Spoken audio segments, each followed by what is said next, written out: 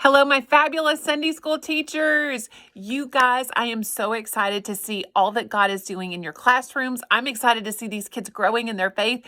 I'm excited because we're seeing more and more families come to the 11 o'clock service, which means those Sunday school classes are going to be busted at the seams before you know it. So you need to get prepared because we are growing. So this week's lesson is on Samson, that wily rascal. And so guys, I want to just give you a couple pieces of encouragement. Number one, I know I can be a rascal, and you have kids in your class that are rascals. Give them the encouragement that even when they are being a rascal, God has a purpose and a plan for them, and He wants to use them. So number two, everybody has a strength. Now, where Samson had this physical strength that was just crazy amazing, you know what? That may not be their thing. But guess what? They may have some other strengths. They may be like really strong in math. They may be really strong in reading. They may be really strong in music. They may have some other strengths like building friendships. They may have a strength of drawing other people into the body of Christ. So encourage kids to stop and think, what am I good at? And focus on those strengths. So another thing I want to point out, and is a great reminder, especially for our third grade kids and up, this is a great time to talk about friendships. And the friendships are going to be becoming more and more important in these kids' lives the older they get. But it's important they pick the right friends. And Samson didn't do so good at that. Like all throughout his life, you see he's got this butting heads thing going on with the Philistines.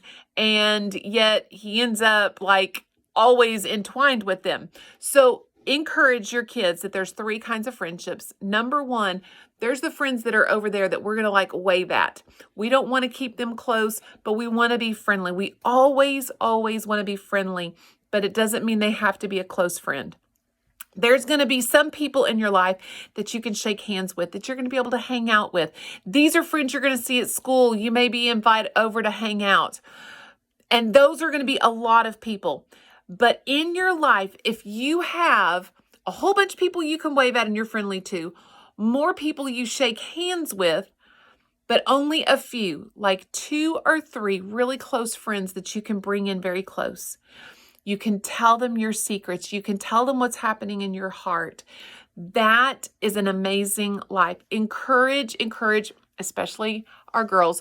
You don't tell everything to everyone. And those people that you bring in close, they're close friends, those are going to be the people you want to make sure that you are equal with, that you have the same philosophies, that you have the same mindset, that you guys have the same belief in Jesus. And you want to make sure that you have those friends that have just that same platform that you do. So encourage the kids this week with friendships. And this is the last thing. As I was watching the video on Samson, I was so kind of amazed because I never really thought about Samson's life in this way. So Samson was a judge over Israel. Samson was a rescuer of Israel. And you saw at different times where he did rescue them from the Philistines. But at the end, there was Samson, and he was between those 2 poles, and his arms are like completely outstretched, just like Jesus's arms were completely outstretched. Samson prayed a final prayer, just like Jesus prayed a final prayer. And Samson like pulled things down, and he gave his life for the rescue of Israel. So when that whole building fell and many Philistines were killed, he was rescuing Israel from the Philistines, just like Jesus rescued us.